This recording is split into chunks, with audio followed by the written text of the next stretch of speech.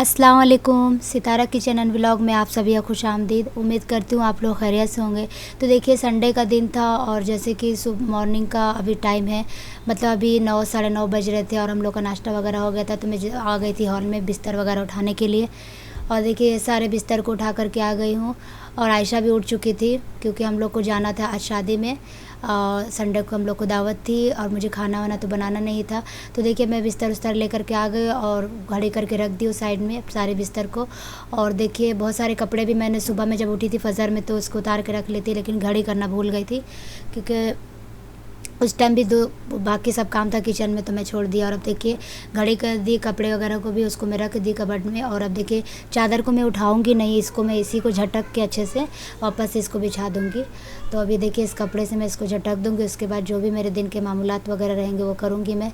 तो देखिए आज मैं देखिए झाड़ू हो गया और आज मैं खाना नहीं बनाऊंगी क्योंकि आज ना हम लोग की दावत है, मतलब रात की दावत है, हम लोग जाने वाले हैं। और दोपहर का कैसे जहाँ मेरी ननद जी रहते हैं वहाँ वहीं पे शादी की दावत है। तो ननद जी बोले कि जब आप लोग आ ही रहे हो तो दोपहर का खाना यहीं पे खा लेना, घर पे मत बनाओ और रात में तो दावत ही रहेगी। तो फिर इसके लिए मैं बोली कि ठीक है चलो अच्छी बात है।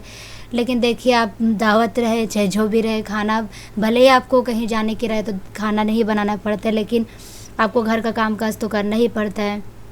फिर चाहे आप घर पे रहो या ना रहो, मतलब कहीं जाने से पहले भी घर के बहुत सारे काम काज निपटाना रहता है। कहीं आने के बाद तो फिर काम है कि आप है, बस मत पूछिए। मतलब हम औरतों का तो रहता ही है, भले संडे हो या मंडे, रोज़ रहता है वर्किंग डे हम लोग का। तो बस इसी तरह से काम काज होते रहते। तो देखिए मैंने अपना सारा काम और अभी हॉल में भी झाड़ू वगैरह हो जाएगा। उसके बाद किचन में मैंने जो पसारा छोड़ के आई थी उसको तो अभी करना ही है मुझे। तो देखिए कैसा है कि हम लोग की जो दावत थी तो हम लोग को गुवंडी में भी दावत थी, लेकिन वहाँ हम लोग जा नहीं पाए, सिर्फ ससुर जी गए थे। तो सुबह सुबह ही वो निकल गए थे 8 बजे तक। तो मैंने उनको नाश्ता दिया था और हम लोग भी नाश्ता किए थे। तो ये छोड़ के मैं चली गई थी उधर साफ़ सफाई करने के लिए बाहर रूम की। तो देखिए हो गया था, उनको रोटी वगैरह जो दी थी तो ऐसे ही, और सब्ज़ी बनाई थी तो वो भी थोड़ी सी बच गई। नाश्ता वगैरह हो गया था हम लोग का, वो जा चुके थे। तो मैं बोली किचन में बाद में आके करती हूँ, पहले मैं उधर बहुत सारा फैला है तो उसको मैं सही कर देती हूँ।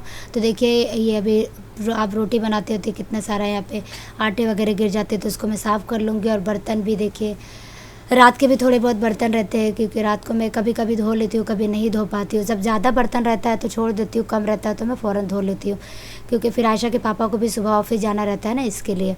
तो मैं जल्दी सोना ही ज़रूरी समझती हूँ क्योंकि अगर हम जल्दी सोते हैं रात में तो इंशाअल्लाह हम लोग जल्दी सुबह में फजर में भी उठ जाते हैं। और रात में लेट होती है तो सब कुछ का मामलात जो रहता है बिगड़ जाता है।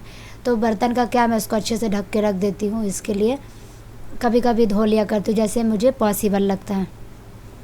तो देखिए अब मैंने गैस को भी अच्छे से साफ़ कर लिया था। उसके बाद मैं इधर आ गई थी और मेरे सारे बर्तन भी अल्हम्दुलिल्लाह धुल गए थे। और ये देखिए चावल का जो डब्बा था इसको भी मैं धो लेती हूँ क्योंकि चावल भी जो मंगाए थे राशन से उसको भी मैं डाली नहीं थी। मैं बोली पहले उसको डब्बे को धो दूँगी और उसके बाद उसको थोड़ी देर धूप में सूखने के लिए दूँगी। तो माशाल्लाह देखिए सारे बर्तन तो धुल गए थे मेरे। और इसको भी मैं देखिए यहाँ पे कुछ कुछ बर्तन जो बड़े रहते हैं ना मैं इसे खिड़की में भी रख देती हूँ क्योंकि वहाँ पे माशाल्लाह इतनी अच्छी धूप आती है अल्लाह के करम से कि मेरे पानी जो बर्तन में जो पानी रहता है वो भी अच्छे से गिर जाते हैं और फिर सूख जाएगा। तो फिर मैं इसमें आटा और चावल को उसमें डाल दूँगी। तो देखिए ये सब हो गया था और ये देखिए धूप में इसको सुखा दूँगी। तो मैं बोली जब तक वहाँ पे सूख रहा है पानी भी गिर जाएंगे तब तक मैं कल मंडे है, मतलब मंडे का दिन रहेगा संडे के बाद, तो हस्बैंड जी को जाना रहता है ऑफिस। तो मैं बोलती हूँ चलो थोड़ा वक्त बचा है तो जाने में अभी ननद के घर पे तो मैं फ़िलहाल अपना प्रेस कर लेती हूँ उनके लिए। तो मैं देखिए उनके और मेरे हस्बैंड जी तो कुर्ता पजामा ही इस्तेमाल करते हैं ना, लेकिन उनके ऑफ़िस में कुर्ता पजामा अलाउड नहीं है तो इसके लिए पैंट शर्ट वगैरह पहन के जाना पड़ता है। तो देखिए मैंने उनके लिए पैंट शर्ट और कुर्ता पजामा भी प्रेस कर दी थी तो वो हो गया। तो अब मैं आ गई किचन में, अल्हम्दुलिल्लाह सारे बर्तन को उठा लेती, बस ये धूप में सूखने के लिए छोड़ी थी।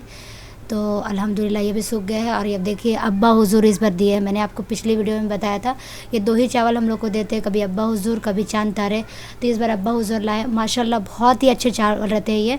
मे बी ये कोलम राइस है, मतलब इतना अच्छा चावल रहता है ये कि आप इससे बिरयानी भी आप घर पे आराम से बना सकते हैं। लंबी लंबी चावल रहते हैं और पकने के बाद इतना अच्छा टेस्टी लगता है खाने में, ये बहुत ही अच्छा लगता है। तो देखिए वो सब भी हो गया था और कैसा है कि वो गोनी मेरे सूट नहीं रही थी, तो हस्बैंड जी मेरी थोड़ी मदद कर दी है।